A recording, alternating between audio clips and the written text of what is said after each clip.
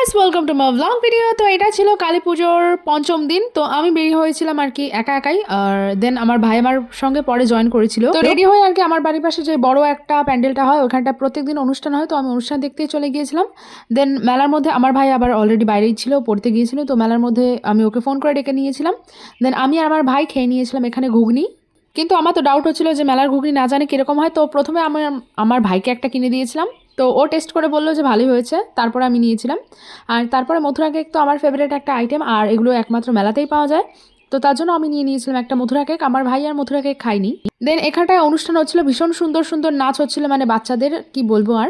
তো আমি অনেকক্ষণ ওখানটায় দাঁড়িয়ে দেখেছি, আমি আর আমার ভাই মিলে আর কি অনুষ্ঠানটা। তো বিশেষ কিছুই ছিল না পঞ্চম দিন, তো আমরা অনুষ্ঠান দেখেছিলাম। দেন বাড়ি আসার সময় একটা মোমো নিয়েছিলাম, তো মোমো খেয়েছিলাম। আর অলরেডি হালকা হালকা শীত পড়ে গিয়েছিল, তো মোমোটা বেশ খেতে ভালোই লাগছিল, তো মোমোটা আমি নিয়ে নিয়েছিলাম মেলার মধ্যে থেকেই। আর তারপরে পঞ্চম দিন আমার কোনো ব্লগ করা হয়নি, ওইটুকুই শেষ ছিল। অ্যান্ড দেন এটা ছিল একদম লাস্টের দিন, মানে 6 দিন আর কি আমাদের এখানটায় টেনে টুনে আর কি পুজো রাখে। তো এটা হচ্ছে লাস্টের দিন। আমি আমার মা আর একটা কাকিমার সঙ্গে, সরি আমার বৌদির সঙ্গে বের হয়েছিলাম আর কি। তো এই যে সামনে মানে আমার মা ছিল সামনে, আর সামনে ছিল বৌদি, আর আমি পেছন পেছন হাঁটছিলাম। তো আমরা গিয়েছিলাম সিলিন্দা, যে কোনো ঠাকুর দেখা যায়নি কিনা, মানে কিন্তু বাট ওখানে কোনো ঠাকুর ছিল না। দেন আমি মেলা থেকে নিয়ে নিয়েছিলাম পাঁপড়, আমি আর আমার বৌদি। আমার মা পাঁপড় খাইনি। এই দিন আর কি ছিল ভাঙা মেলা আর কি, কালী পুজোর পরে যে মেলাগুলো আর কি বেঁচে থাকে ভাঙা মেলা ওরকম টাইপ অফ। তো এখান থেকে পাঁপড় খাওয়া দাওয়া করে দেন আমরা টোটোতে উঠে পড়েছিলাম। অ্যান্ড টোটোতে উঠে দেন আমার বাড়ির ওখানটায় সেদিনকে আবার লাস্ট প্রোগ্রাম ছিল, তো আমরা চলে গিয়েছিলাম ওই প্রোগ্রামটা দেখতে আর কি।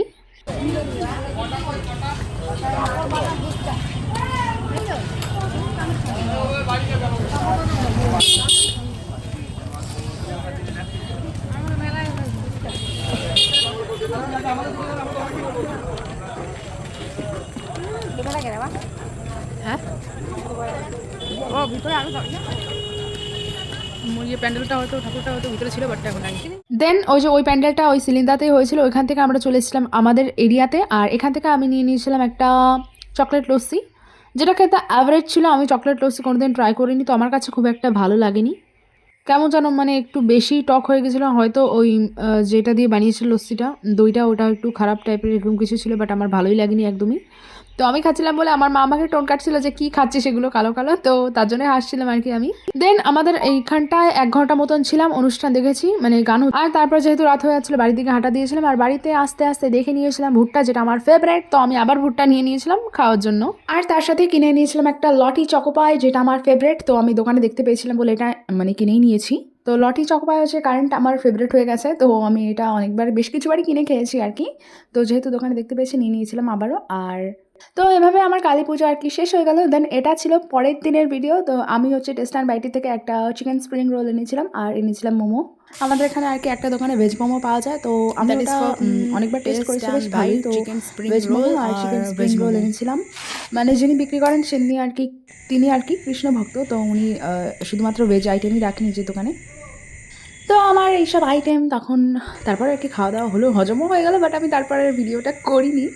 আর দেন তারপরের দিনের একদম ভিডিওতে আমি জাম্প মেরেছি, যে পরের দিন আমি স্টুডেন্টের বাড়ি পড়াতে গিয়েছিলাম, তো সেখানে আমাকে মিষ্টি দিয়েছিল।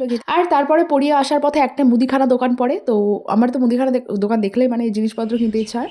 তো আমার বাড়িতে আর কি সেদিনকে মা বলেছিল যে বিশেষ কিছু রান্না হয়নি, তো বাজারের থেকে যেটা খেতে মন চায় সেটা নিয়ে আসবে। তো আমি চিপস আর এখানে ডিম নিয়ে চলে এসেছিলাম, ডিম বানাবো আর কি। তো সেদিন রাত্রেবেলা আবার বাড়িতে কিছু চিকেন ছিল, আর সেই চিকেনগুলো আমাকে টুকরো টুকরো করে আর কি আদা জিরে ধনেপাতা এইসব দিয়ে দেন আমি চিকেন পকোড়ার মতো বানিয়েছিলাম রাত্রেবেলা। আর সাথে কিছু বেগুন ছিল, তো বেগুনগুলোকে পাতলা পাতলা স্লাইস করে একটুখানি হালকা ব্যাটারের মধ্যে, মানে যেগুলো আর কি বেঁচেছিল ব্যাটারের মধ্যে একটু লাগিয়ে দেন আমি এটা ফ্রাই করেছিলাম। তো তারপরে এইটুকুই ছিল আমার ব্লগ ভিডিও। চলো আমি খেতে থাকি, তোমরা আরও ব্লগ ভিডিও দেখতে হলে আমাকে অবশ্যই ফলো করে দিও।